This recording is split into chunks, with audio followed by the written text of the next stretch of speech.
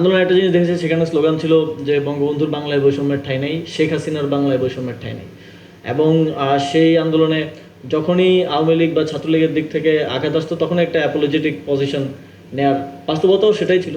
কিন্তু এই আন্দোলনে আমরা একটা জিনিস সবসময় রাখার চেষ্টা করেছি যে এই যে শেখ হাসিনার বাংলায় বৈষম্যের ঠাঁই নেই কথাটাকে বাদ দেয়া, কিংবা ছাত্রলীগ যখন আমাদের সহযোদ্ধাদের আন্দোলনে আসতে দিচ্ছে না, তখন হলে গিয়ে তাদেরকে ছাড়িয়ে নিয়ে আসা এবং কনফ্রন্টেশনে যাওয়া, কনফ্রন্টেশনটাকে এড়িয়ে না যাওয়া। এবং এই জায়গাগুলো থেকে অনেকে তখন আবার আমাদেরকেও বলার চেষ্টা করেছে যে আমরা সংঘাত উস্কে দিচ্ছি হয়তো, কিংবা আমরা অন্য কোনো এজেন্ডা নিয়ে আছি। এই কথাগুলো আপনারাও দেখেছেন, নানাভাবে আপনারা জেনেছেন। কিন্তু আমাদের পজিশনটা কখনো অ্যাপোলজেটিক কিংবা পিছিয়ে থাকার ছিল না। আমরা সবসময় এই যেটা অবধারিত সেটার দিকে এগিয়ে গেছি। কখনো সেখানে কার্পণ্যতা কিংবা আপোষ করার বিষয়টা যথাসম্ভব চেষ্টা করেছি না আনার। এবং ফলে ছাত্রলীগের সাথে বিভিন্ন জায়গায় কনফ্রন্টেশন হয়েছে, আমরাই মার খেয়েছি। কিন্তু এর ফলে যেটা হয়েছে যে বাংলাদেশের মানুষের মধ্যে আমাদের পাশে দাঁড়ানোর একটা, এবং তাদের যেই দীর্ঘ ফ্যাসিবাদী সময়ের কারণে যেই পুঞ্জীভূত ক্ষোভ, সেটা প্রকাশ করার একটা সুযোগ সৃষ্টি হয়েছে। এবং এই আন্দোলনে অনেকগুলো ধাপ আছে। শুরুর দিকে কোটা সংস্কার আন্দোলন ক্যাম্পাস কেন্দ্রিক অনেকটা, তারপরে প্রাইভেট বিশ্ববিদ্যালয়, যখন আমরা ক্যাম্পাসে আর পারছিলাম না, ক্যাম্পাস বন্ধ করে দেওয়া হলো, আমাদেরকে বের করে দেওয়া হলো, আমাদের উপর হামলা করা হলো, তখন প্রাইভেট বিশ্ববিদ্যালয়ের শিক্ষার্থীরা, মাদ্রাসার শিক্ষার্থীরা, স্কুল কলেজের শিক্ষার্থীরা নেমে আসলেন। যখন প্রথম দফায় পুরো আন্দোলনকে হেলিকপ্টার থেকে গুলি করে পর্যন্ত দমানো হলো, ইন্টারনেট বন্ধ করে দিয়ে দমানো হলো, তারপরে আমরা দেখলাম আমাদের প্রবাসী ভাইয়েরা কীভাবে এগিয়ে আসলেন। তারা জাতীয় আন্তর্জাতিকভাবে জনমত গঠনে কাজ করলেন। তারা বাংলাদেশে রেমিটেন্স পাঠানো বন্ধ করে দিলেন।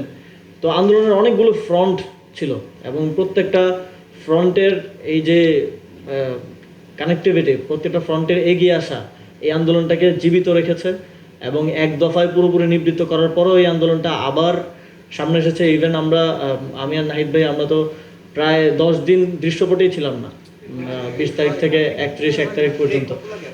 সেই সময়টাতেও যারা বাইরে ছিলেন তারা আন্দোলনটা পরিচালনা করে গেছেন স্বতঃস্ফূর্তভাবে। অনেক জায়গায় মানুষ নেমে এসেছে যেখানে হয়তো কোনো সংগঠকও ছিল না। এই ঘটনা প্রবাহের মধ্য দিয়ে একটা পরিণতি এই জুলাই গণ অভ্যুত্থান পেয়েছে। তবে আমি মনে করি যে এটা শুধু একটা ধাপ যেটা আমরা অতিক্রম করেছি। নাহিদ ভাইও বললেন, এই গণ অভ্যুত্থানের 90ও একটা স্বৈরাচার পতনের জন্য, গণতন্ত্রের জন্য আন্দোলন হয়েছিল, কিন্তু তার 18 বছর পরেই আবার এদেশে এমন একটা নজিরবিহীন একটা ফ্যাসিবাদ আবার ফিরে এসেছিল। ফলে আমরা যদি এই গণ অভ্যুত্থান পরবর্তী বাংলাদেশটাকে একটা দীর্ঘমেয়াদী একটা সুন্দর কাঠামোগত সংস্কারের মধ্য দিয়ে এই অভ্যুত্থানের ফসলটা মানুষের জন্য দীর্ঘমেয়াদে সংরক্ষিত করতে না পারি, তাহলে আবারও কোনো না কোনো ফরম্যাটে ফ্যাসিবাদ কিংবা স্বৈরাচার ফিরে আসার সুযোগটা থেকে যাবে।